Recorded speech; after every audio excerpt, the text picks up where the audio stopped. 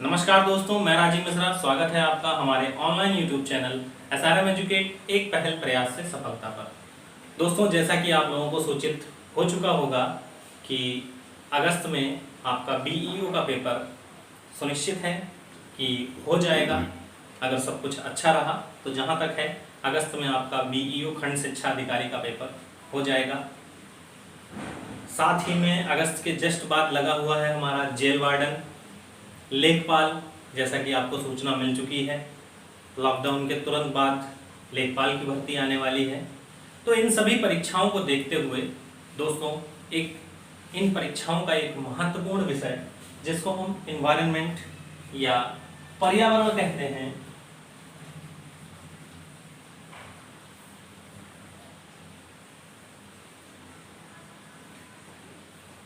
इस पे चर्चा हम लोग करेंगे और बात करेंगे कि इन्वायरमेंट में क्या क्या विषय हैं।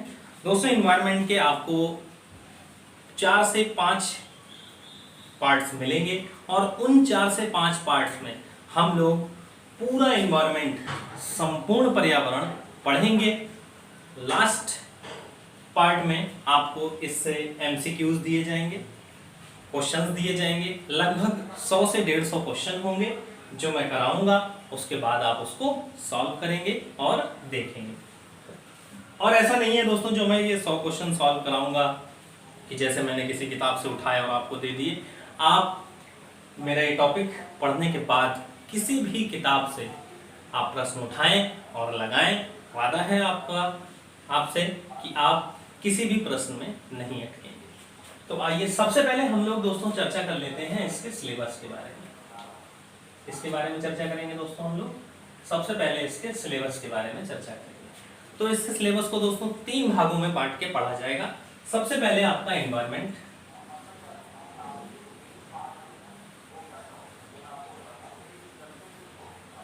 जिसे आप हिंदी में पर्यावरण कहते हैं। पर्यावरण का मतलब होता है दोस्तों परिधन आवरण। हमारे आसपास जो भी चीजें आपको दिखाई देती हैं, समस्त चीजें जो भी आपको दिखाई दे, हमारा पेन, पेंसिल, पहाड़, नदी, झील, झरने, आपके आसपास जितनी भी चीजें आप देख सकते हैं वो सब किसके अंतर्गत आता है दोस्तों? पर्यावरण के अंतर्गत आता है। इसके बाद इसी में हम लोग पढ़ेंगे बायोडाइवर्सिटी।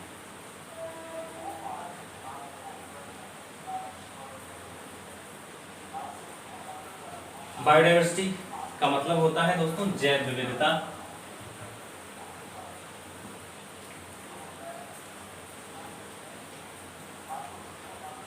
जैव विविधता के बारे में हम लोग देखेंगे। जैव विविधता क्या होती है, इसका संरक्षण कैसे किया जाए, इसका वितरण कहाँ कहाँ पर है, भारत में ही नहीं संपूर्ण विश्व पर, संपूर्ण पृथ्वी पर क्या क्या वितरण है, कैसे है, इसके बारे में चर्चा करेंगे। और तीसरा एंड लास्ट हम लोग जो देखेंगे दोस्तों वो देखेंगे इकोलॉजी,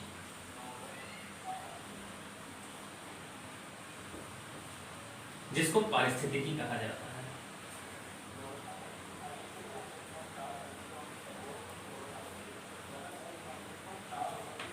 और ये तीनों टॉपिक दोस्तों बहुत ही महत्वपूर्ण है, जिसमें से पारिस्थितिकी आपका जो है वो वनडे एग्जाम्स के लिए बहुत ज्यादा महत्वपूर्ण नहीं है। ये वनडे एग्जाम्स में केवल टेट, सीटेट वगैरह में आता है। पारिस्थितिकी तंत्र में जो आपका बायोडाइवर्सिटी, बायोस्फीयर रिजर्व आएगा, सॉरी, जो बायोस्फीयर रिजर्व होगा, जैव मंडल आरक्षित क्षेत्र होंगे, वो आपके लिए इंपॉर्टेंट होंगे। उनके बारे में हम लोग यहाँ पर चर्चा करेंगे। बाकी ये टेट, सीटेट, BEO उन सब के लिए ये बहुत महत्वपूर्ण है, अति महत्वपूर्ण विषय है।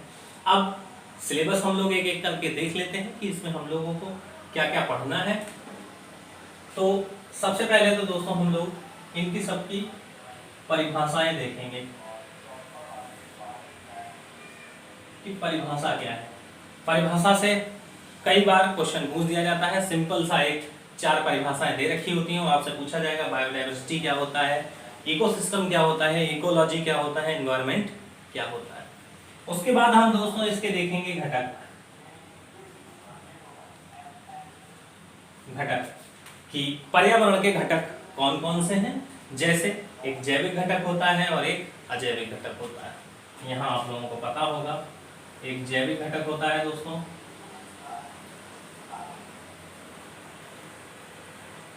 और एक अजैविक घटक होता है। इनके घटकों के बारे में चर्चा करेंगे कि पर्यावरण के घटक कौन कौन से हैं। अब जैविक घटक दोस्तों वो आएंगे जो जीवित हैं, जिसमें सभी लिविंग थिंग्स आएंगे, अजैविक में नॉन लिविंग थिंग्स आएंगे, और इसी में मैन मेड थिंग्स आ जाती हैं। इसमें सब नेचुरल आएंगे, और अजैविक में दोस्तों जो मैन मेड थिंग होंगी वो भी इसी में शामिल हो जाती हैं। तो इसके बारे में देखेंगे। बाद में हम लोग इसमें देखेंगे समस्याएं,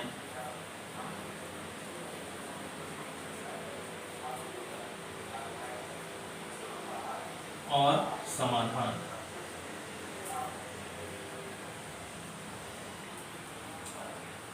समस्याएं क्या क्या है दोस्तों? समस्याएं ये हैं, जैसे पर्यावरण की सबसे मुख्य समस्या है एयर पॉल्यूशन।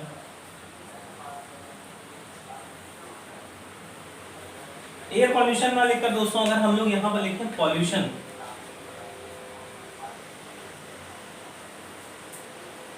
पर्यावरण की सबसे मुख्य समस्या क्या है दोस्तों? पॉल्यूशन। उसी में एयर पॉल्यूशन आ जाएगा, नॉइज पॉल्यूशन आ जाएगा, वाटर पॉल्यूशन आ जाएगा, यहाँ पर साउंड पॉल्यूशन, यहाँ पर आ जाएगा वाटर पॉल्यूशन,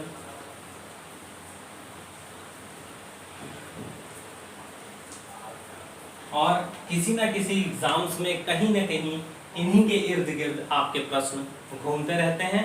तो दोस्तों बहुत इत्मीनान से, बड़े हिसाब से हम लोगों को आज देखना है, और वादा करता हूँ इन्वायरमेंट इसके बाद आपका नहीं छूटेगा, ये हमारा वादा है आपसे।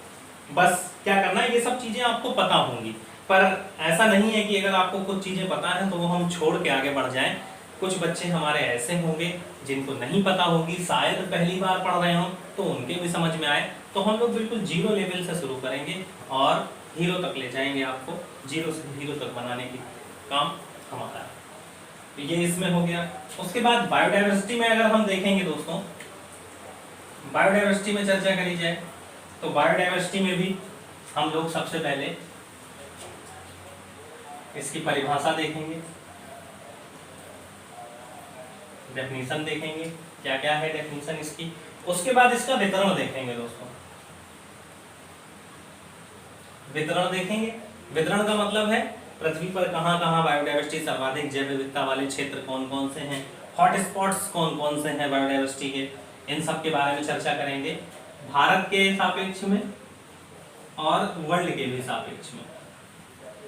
भारत तथा विश्व दोनों के सापेक्ष में हम लोग चर्चा करेंगे किसकी? जैव विविधता की। और जैव विविधता जो कि आजकल के समय का सबसे बड़ी समस्या बन के सामने आई है, उसी पे चर्चा हम लोग करेंगे। जैसा कि आप लोग जानते हैं, अभी हाल ही में 5 जून विश्व पर्यावरण दिवस मनाया गया, जिसकी जो थीम रखी गई दोस्तों वो जैव विविधता ही रखी गई, बायोडाइवर्सिटी ही रखी गई। तो आने वाले एग्जाम्स में आपसे यहाँ से बहुत अच्छे प्रश्न बनेंगे और आपको अटकना नहीं है, इसीलिए आप लोग हमारे वीडियोस देखते जाइए, बने रहिए अंत तक। आज हम लोग सिलेबस के बारे में चर्चा करेंगे और हल्का हल्का जान लेंगे कि ये सब क्या होता है। तो बायोडाइवर्सिटी, पर्यावरण, सबसे पहले आपको मैंने बताया परिघन आवरण, हमारे चारों तरफ जो भी आवरण है वो सब क्या कहलाएगा दोस्तों? पर्यावरण कहलाएगा। चाहे वो जीवित वस्तु हो, चाहे वो निर्जीव वस्तु हो, कोई भी हो, वो पर्यावरण के अंतर्गत आएगी। आपका कार है, बस है, ट्रक है, ये मार्कर है, आपका ये बोर्ड है, एसी है, लाइट्स हैं, फैन है, नदी, झील, झरने, पहाड़, ये सब किसके अंतर्गत आएंगे? तो ये सब दोस्तों किसके अंतर्गत आएंगे? पर्यावरण के अंतर्गत आएंगे। फिर इनको भागों में बांट दिया जाता है, कुछ जैविक घटक होंगे, कुछ अजैविक घटक होंगे, उसमें बांट दिया जाता है। फिर जैविक घटकों को भी दोस्तों कई भागों में बांटा गया है, 3 भागों में बांटा गया है। जैविक घटक में जैसा कि आपको बताया गया है, ये जैविक घटक है, जैसे जैविक घटक को भी 3 भागों में बांटा गया है। एक होता है उत्पादक, एक होता है उपभोक्ता। तो ये इन सब भागों में बांटा गया है। तो ये जब हम लोग दोस्तों अंदर चर्चा करेंगे तो इसके बारे में एक एक करके सब कुछ पढ़ेंगे, और गारंटी है दोस्तों आपका इन 5 पार्ट्स के बाद ईवीएस छूटेगा नहीं, इन्वायरमेंट छूटेगा नहीं। दूसरी बात, इन्वायरमेंट हमारे कॉम्पिटिटिव एग्जाम में दोस्तों ये वर्ष 2011 से शामिल हुआ। कब शामिल हुआ? वर्ष 2011 में शामिल हुआ। विश्व की समस्याओं को देखते हुए विश्व में दोस्तों कुछ ऐसी घटनाएं हुई बेटा, कुछ ऐसी घटनाएं हुई जो पृथ्वी पर नहीं होनी चाहिए। इन्हीं समस्याओं को मद्देनजर रखते हुए कई सम्मेलन हुए और लोगों ने ये चर्चा करी कि हम जो मानवीय क्रियाकलाप कर रहे हैं उसके कारण पृथ्वी पर कुछ ऐसा घटित हो रहा है जो घटित नहीं होना चाहिए, जैसे ओजोन परतों में छिद्र होना, छेद हो जाना, जैसे आर्कटिक महासागर का गलना, कम होना, वहाँ की बर्फ का कम होना। यूरोप महाद्वीप में दोस्तों अभी बीच में क्या हुआ था, गर्मी के कारण एक हफ्ते में लगभग 150 से 200 लोग मर गए थे। आपको पता है यूरोप महाद्वीप कर्क रेखा के ऊपर पड़ता है, तो शीत ऋतु वाला क्षेत्र है, वहाँ पर शीत ऋतु ही रहती है और वहाँ पर गर्मी के कारण 150-200 लोगों की जान जाना एक बहुत बड़ा चिंताजनक प्रश्न है, चिंताजनक मुद्दा है। तो इन्हीं सब मुद्दों को नजर रखते हुए यूएन ने, यूनाइटेड नेशन ने यूएनईपी की स्थापना करी, जिसमें प्रतिवर्ष पर्यावरण दिवस मनाने की क्या करी, घोषणा करी गई। तो इन सब के बारे में हम लोग धीरे धीरे चर्चा करेंगे। अब बात करते हैं बायोडाइवर्सिटी। बायोडाइवर्सिटी होता है दोस्तों जैव विविधता। अब अगर इसको आप अलग करके देखेंगे तो ये है जैव और ये है विविधता। जैव मतलब जीवित चीजें और इसमें लिविंग थिंग्स आ जाती हैं, और विविधता, इनमें जो विविधता होगी वही कहलाएगी क्या हमारी दोस्तों, बायोडाइवर्सिटी। जीवों में जो विविधता होगी, मतलब एक स्थान विशेष में, मान लीजिए ये एक खेत है या एक मैदान है और इसमें 4 पेड़ खड़े हैं, 3 पेड़ खड़े हैं मान लीजिए, और कोई एक ये दूसरा है जिसमें मात्र 2 ही पेड़ खड़े हैं। लेकिन ये जो है दोस्तों, मान लिया हमने नीम के पेड़ हैं तीनों, ये एक आम का पेड़ है और एक नीम का पेड़ है। तो इसमें आप लोग बताएं कि जैव विविधता इसकी ज्यादा है कि जैव विविधता इसकी ज्यादा है? एक ही प्रजाति के पेड़ों की संख्या अधिक होना ये जैव विविधता नहीं दर्शाता है। ये एक ही जैव विविधता के 3 पेड़ हैं, एक ही जाति के 3 पेड़ हैं। यहाँ पर 2 जाति के अलग अलग पेड़ हैं, तो ये जैव विविधता ज्यादा वाला क्षेत्र है और ये जैव विविधता कम वाला क्षेत्र है। जैसे भारत के सापेक्ष में अगर बात करी जाए कि भारत में सर्वाधिक जैव विविधता कहाँ पाई जाती है, तो आप कहेंगे पश्चिमी घाट में। पश्चिमी घाट में भी अगर बात करी जाए तो साइलेंट वैली, केरला का साइलेंट वैली, और उसके बाद पूर्वी भारत वाला क्षेत्र, हिमालय वाला क्षेत्र, मेघालय असम वाला क्षेत्र, ये 2 सर्वाधिक जैव विविधता वाले स्थान हैं हमारे भारत में। और अगर विश्व में बात करी जाए तो विश्व में, जैसा कि आपको मैंने दक्षिणी अमेरिका महाद्वीप पढ़ाया है दोस्तों, ऐसे करके कुछ इसका मैप बनता है। जिन्होंने दक्षिणी अमेरिका महाद्वीप नहीं पढ़ा है वो हमारे ज्योग्राफी के पुराने वीडियोस देख सकते हैं, उसमें भी आपको महाद्वीप के बारे में मैंने पढ़ाया है। 3 महाद्वीप पढ़ा चुका हूँ, उत्तरी अमेरिका, दक्षिणी अमेरिका, अफ्रीका, ये 3 महाद्वीप आपको निपटा चुका हूँ और बहुत अच्छे से, बहुत कायदे से मैंने पढ़ाया है। जिन्होंने ना देखा हो वो वो geography with Rajiv Mishra, Indian geography with Rajiv Mishra playlist में जाकर हमारे पुराने वीडियोस देख सकते हैं। तो यहाँ पे दोस्तों एक स्थान है अमेजन बेसिन है। अमेजन बेसिन जो है विश्व का सर्वाधिक जैव विविधता वाला स्थान है। अमेजन के जंगल्स, अमेजन आपको पता है ये बिल्कुल कर्क रेखा के साथ बहती है अमेजन नदी, और कर्क रेखा का जो मुहाना है, बिल्कुल इसका जो मुहाना है वो कर्क रेखा पर ही पड़ता है। तो विश्व का सर्वाधिक जैव विविधता वाला स्थान ये है। फिर दोस्तों चर्चा करेंगे इनकी समस्या की।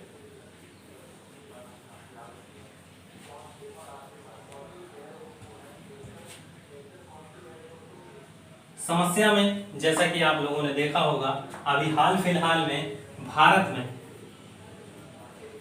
उत्तराखंड में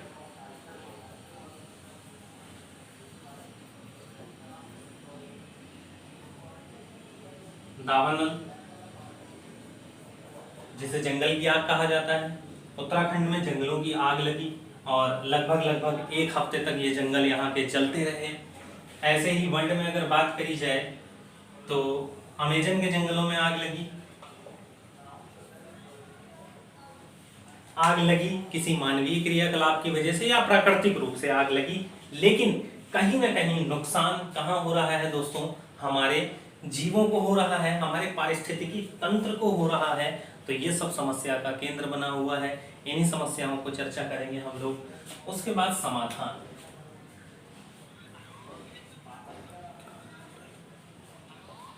समाधान या संरक्षण। समाधान या संरक्षण। संरक्षण में जैसे कि आपने देखा होगा कई सारे, भारत में ही अगर आप देखें तो कई सारे जैव मंडल आरक्षित क्षेत्र बनाए गए, कई सारे राष्ट्रीय उद्यान बनाए गए। तो ये सब किसके अंतर्गत आएंगे, समस्या के समाधान के अंतर्गत आएंगे। कई सारे टाइगर रिजर्व्स बनाए गए। तो ये था आपका कौन सा दोस्तों, बायोडायवर्सिटी का। इसका जल्दी से स्क्रीनशॉट ले लीजिए, फिर इसको मिटा दें दोस्तों। तो अब बचता है दोस्तों हमारा लास्ट टॉपिक, इकोलॉजी या पारिस्थितिकी तंत्र। पारिस्थितिकी तंत्र में या पारिस्थितिकी में देखेंगे दोस्तों हम लोग, सबसे पहले इसके बारे में हम लोग पारिस्थितिकी तंत्र जानेंगे क्या होता है।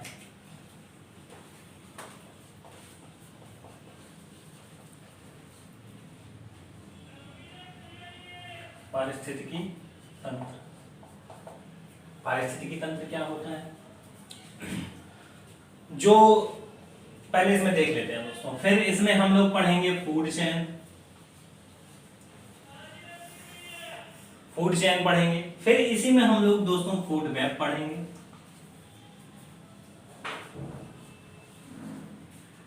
इसको खाद्य श्रृंखला कहा जाता है और इसको खाद्य जाल कहा जाता है। क्या कहा जाता है, खाद्य श्रृंखला, और इसको खाद्य जाल कहा जाता है। वेब माने जाल और श्रृंखला, इन दोनों में अंतर पहले समझेंगे दोस्तों कि अंतर क्या होता है। इसके बाद इसी में हम लोग ऊर्जा का स्थानांतरण समझेंगे, ऊर्जा चक्र समझेंगे।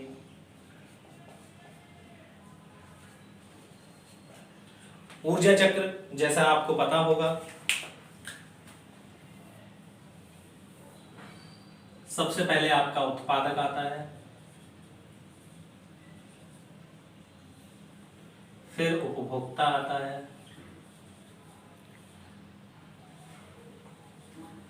और फिर अपघटक आते हैं। उपभोक्ता में भी दोस्तों 3 उपभोक्ता हैं, प्राथमिक, द्वितीयक, तृतीयक। तो प्राथमिक होगा वो सबसे पहले, द्वितीयक दूसरे नंबर पे और तृतीयक सबसे बाद में। प्राथमिक उपभोक्ता किसे कहा जाता है, जो शाकाहारी है।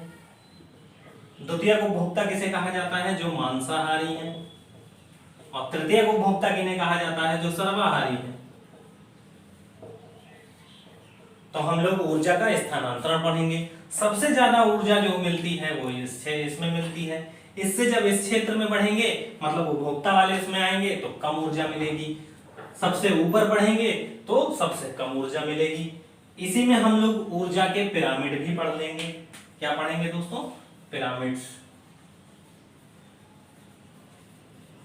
सबसे ज्यादा पूछा जाने वाला प्रश्न और सबसे ज्यादा गलत किया जाने वाला प्रश्न विद्यार्थियों के द्वारा। सबसे पहले जैसे मान लीजिए पूछ दिया तालाब का पिरामिड कैसा बनेगा, तो इसमें आपके दिमाग में एक बात आनी चाहिए कि तालाब में उपभोक्ता कहां पर होगा, उत्पादक कहां पर होगा, अपघटक कहां पर होगा। जंगल का आपसे पिरामिड पूछ दिया जाए तो ये सब आपको ध्यान रखना। ये जब आगे हम लोग पढ़ेंगे तब उसमें चर्चा करेंगे कि ये चीजें क्या क्या है। इसी में फिर हम लोग इसमें भी समस्या की बात करेंगे और समाधान की बात करेंगे। समस्या और समाधान। अब दोस्तों पारिस्थितिकी तंत्र में मानव के साथ क्या समस्या आएगी, जैसे मान लीजिए हमने एक डैम बनाया, रिजर्वायर बनाया या डैम बनाया। अब डैम में क्या हुआ दोस्तों, जहां पर डैम होगा वहां पर पानी की मात्रा ज्यादा होगी, पानी की मात्रा अधिक होगी, जिसकी वजह से उस प्लेट पर भार ज्यादा बढ़ेगा। प्लेट पर भार जब ज्यादा बढ़ेगा तो यहां पर भूकंप आने का खतरा ज्यादा रहेगा। क्या रहेगा, भूकंप आने का खतरा रहेगा। तो ये कहीं ना कहीं क्या हो गया दोस्तों, हमारे समस्या क्रिएट होगी। जैसे आपने देखा होगा नर्मदा नदी पर जब डैम बनाया जा रहा था तो बहुत अधिक मात्रा में वहां पर विरोध हुआ था। सरदार सरोवर बांध जब बना था तो उस पर विरोध हुआ था, मेधा पाटेकर उभर के आई थी सामने।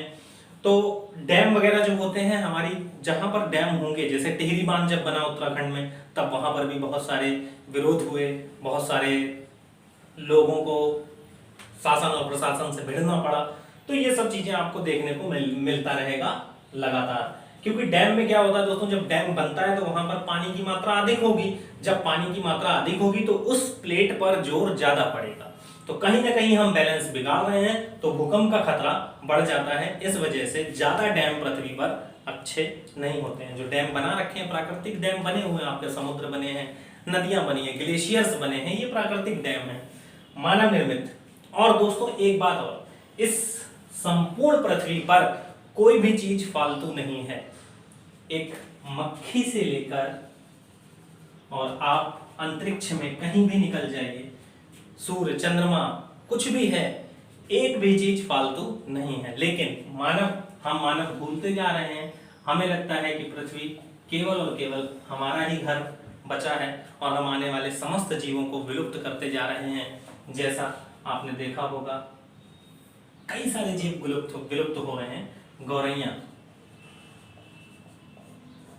धीरे धीरे विलुप्त हो गई हैं। गौरैया आजकल कौओं की प्रजाति बहुत कम हो रही है।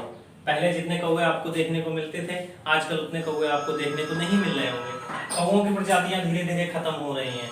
ऐसे ही कई सारे जीव जंतु हैं दोस्तों जो धीरे धीरे विलुप्त हो गए हैं। ये तो कुछ है जो हमें नजर आ रहे हैं, कुछ ऐसे हैं जो हमें नजर नहीं आते हैं। तो ये समस्याएं हैं और इन्हीं के समाधान के बारे में भी चर्चा करेंगे। फिर इसमें दोस्तों लास्ट पॉइंट बचता है हमारा, जो पढ़ना है हमें और जो सबसे महत्वपूर्ण है वो है दोस्तों हमारा राष्ट्रीय उद्यान।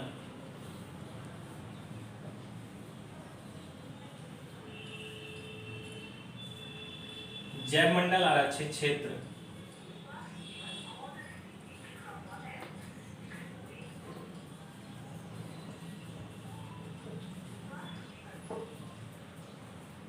राष्ट्रीय उद्यान जैसा कि आप लोग जानते होंगे, नेशनल पार्क्स, कई सारे national park, Dudhwa national park, कई सारे नेशनल पार्क्स हैं, इनसे क्वेश्चन बनता है। जैवमंडल आरक्षित क्षेत्र, इनसे भी क्वेश्चन बनता है। कितने जैवमंडल आरक्षित क्षेत्र हैं, कौन सा जैवमंडल आरक्षित क्षेत्र सबसे पहले यूनेस्को की लिस्ट में शामिल हुआ, यूनेस्को की लिस्ट में शामिल होने वाले कितने जैवमंडल आरक्षित क्षेत्र हैं, किस जैवमंडल में किस जीव को आरक्षित करके रखा जाता है, ये सब चीजें, तो इनके बारे में भी हम लोग पढ़ेंगे।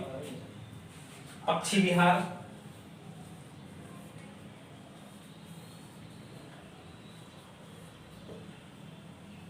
और इन सबको पढ़ने के बाद, इसका दोस्तों चाहे तो स्क्रीनशॉट ले ले, नहीं तो फिर ऐसे ही आगे पढ़ते हैं। देखिए हम लोग अब इन सबको पढ़ने के बाद दोस्तों हम लोग पढ़ेंगे वो कन्वेक्शंस पढ़ेंगे, ट्रीटियां पढ़ेंगे, संधियां पढ़ेंगे, महत्वपूर्ण संधियां पढ़ेंगे। कौन कौन सी संधियां हुई हैं, जैसे आपने एक सुना होगा रामसर सम्मेलन,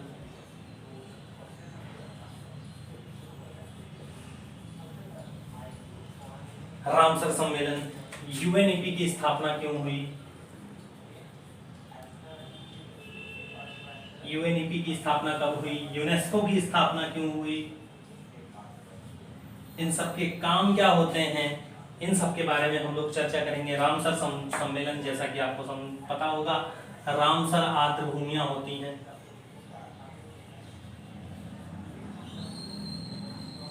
रामसर क्या होती है दोस्तों, आर्द्र भूमियां होती हैं। वर्तमान में भारत में लगभग 115 आर्द्र भूमि या नम भूमियां हैं, जिसमें वर्तमान में शामिल होने वाला सूर सरोवर है। सूर सरोवर पक्षी विहार अभी वीडियो में पूछा गया था, ये आपका आगरा में पड़ता है दोस्तों। कहाँ में पड़ता है, आगरा में पड़ता है। वर्तमान में ये हाल फिलहाल में शामिल हुआ है। रामसर सम्मेलन कब हुआ, कहाँ हुआ, तो दोस्तों ईरान में हुआ।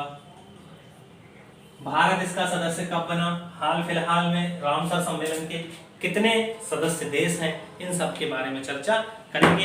तो दोस्तों ये था हमारा आज का सिलेबस, और ये सब कुछ दोस्तों हम लोग मैप पे पढ़ेंगे। किस पे पढ़ेंगे? मैपिंग साथ में हम लोग करते रहेंगे जब जब मैप की जरूरत पड़ेगी। ऐसा नहीं है कि ल्यूसेंट उठाई हमने, वन लाइनर लिखना शुरू कर दिया, आपको भी चूतिया बनाया, खुद भी बच्चों को पागल बना रहे हैं, ऐसा नहीं है। हम लोग पूरा, आप एनवायरनमेंट पढ़ लीजिए, उसके बाद IAS, PCS, civil exam, one day exam, किसी के भी आप क्वेश्चन सॉल्व करिए, आपके क्वेश्चन सॉल्व होंगे। तो ये सब हम लोग मैप पर भी पढ़ेंगे। तो आशा करता हूँ ये सिलेबस आप लोगों को समझ में आ गया होगा। अगर समझ में आ गया होगा तो मुझे प्यारे प्यारे कमेंट करके बता दीजिएगा कि सर आप अपनी क्लास कंटिन्यू कर सकते हैं। तो कल से हम लोग पढ़ेंगे एनवायरनमेंट की पहला सिलेबस। आप लोग सिलेबस सब लोग लिख लीजिएगा कॉपी पे, पूरा सिलेबस आपको पूरा कराएंगे। और सिलेबस की गारंटी देता हूं दोस्तों, किसी भी एग्जाम से आप उठा के देखिएगा, क्वेश्चन आपका नहीं छूटेगा। आशा करता हूं सिलेबस आपको बहुत अच्छे से समझ में आ गया होगा। अब कमेंट करके मुझे बताइएगा कि सर हाँ सिलेबस समझ में आ गया है, आप क्लास कंटिन्यू कर सकते हैं। ये बताना दोस्तों जरूरी था कि आपको पढ़ना क्या क्या है, क्योंकि एनवायरनमेंट हमारे लिए नया सब्जेक्ट होता है। कई सारे बच्चे इसके बारे में पहले पढ़े होते हैं, कई सारे नहीं पढ़े होते हैं, इसलिए आज सिलेबस की चर्चा करना बहुत जरूरी था। तो मुझे कमेंट करके बताइएगा कि सर आप कंटिन्यू कर सकते हैं। आपके जब प्यारे प्यारे कमेंट्स आएंगे तभी मैं क्लास शुरू करूंगा। तो मिलते हैं नेक्स्ट क्लास में, तब तक के लिए नमस्कार, जय हिंद, जय भारत, जय श्री कृष्ण।